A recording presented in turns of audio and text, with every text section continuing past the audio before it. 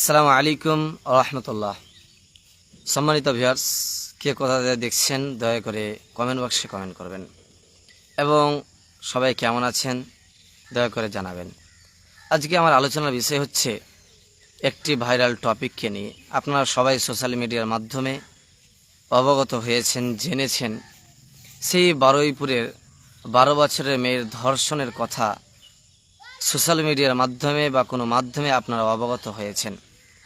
এতদিন ধরে সেই বিষয়টি নিয়ে আলোচনা করিনি বা কি বলবো, কি বলা উচিত সেই ভাষায় আমি খুঁজে পাচ্ছিলাম না। তাই ছোট্ট করে কয়েকটি বার্তা দেওয়ার জন্য এসেছি মূলত। তো সম্মানিত ভিউয়ার্স, একজন বারুইপুরে একটি গ্রাম, বারুইপুর গ্রাম, সেই গ্রামে যদি একজন মেয়ে 12 বছরের মেয়ে যদি সেফটি না থাকে, তথা আমাদের ভারতবর্ষে অনলি 12 ইয়ার্স বছরের মেয়ে যদি তার জীবন যদি সেফটি না থাকে, রাস্তায় বেরোলেই যদি তার সাথে ধর্ষণের শিকার হয়, তাহলে এই রকম ভারতবর্ষ আমরা চাই না, এই রকম দেশ আমরা চাই না। আমাদের দেশকে একটি সোনার দেশ তৈরি করতে চাই, আমাদের দেশকে স্বার্থহীন দেশ, ধর্ষহীন দেশ তৈরি করতে চাই। কিন্তু বড় দুঃখের বিষয় যে তা না করে অহরহ এরকম হয়েই যাচ্ছে। বারুইপুর 12 বছরের মেয়েকে ধর্ষণ করেছেন 4 জন পুরুষ মিলে। এখানে শেষ নয়, বারুইপুরে 12 বছরের মেয়ে ধর্ষণ হওয়ার পর 4 দিন বা 5 দিন পরে একজন 11 বছরের মেয়েকেও ধর্ষণ করেছেন। এই ভিডিও আপনারা সোশ্যাল মিডিয়ামের মাধ্যমে দেখেছেন।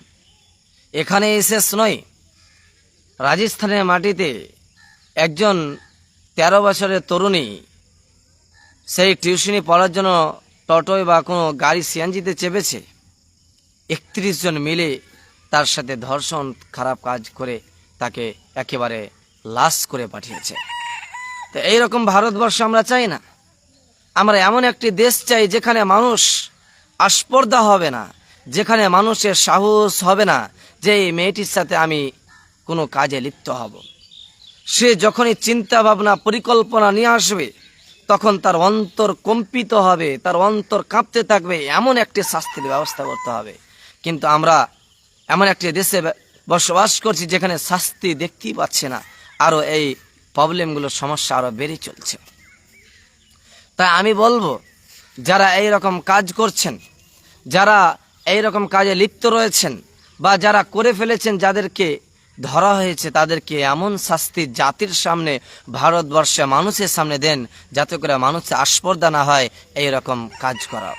তাই সরকারের কাছে, আমাদের পশ্চিমবঙ্গ সরকার, শুভেন্দু অধিকারী, সেই সম্মানিত মুখ্যমন্ত্রীর কাছে, চিফ মিনিস্টারের কাছে আমার অনুরোধ, যারা এরকম কাজ করেছেন, বারুইপুরে মেয়ে ধর্ষণের কাজ করেছেন, রেল লাইনে যারা এইরকম ধর্ষণের কাজ করেছেন, তাদেরকে ধরে এমন শাস্তি দেন, এমন পানিশমেন্ট দেন জাতির সামনে, পশ্চিমবঙ্গ কেন সারা দেশ, ভারত দেশের সামনে, মানুষের সামনে এমন শাস্তির ব্যবস্থা করুন যাতে করে মানুষের আস্পর্ধা না হয়।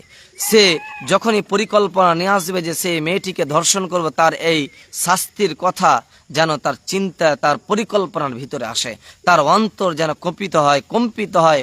এইরকম ব্যবস্থা সরকারকে করার জন্য অনুরোধ করছে, যেন আমাদের মতো যুবক যুবতী আস্পর্ধা না হয় যে এইরকম কাজ করার।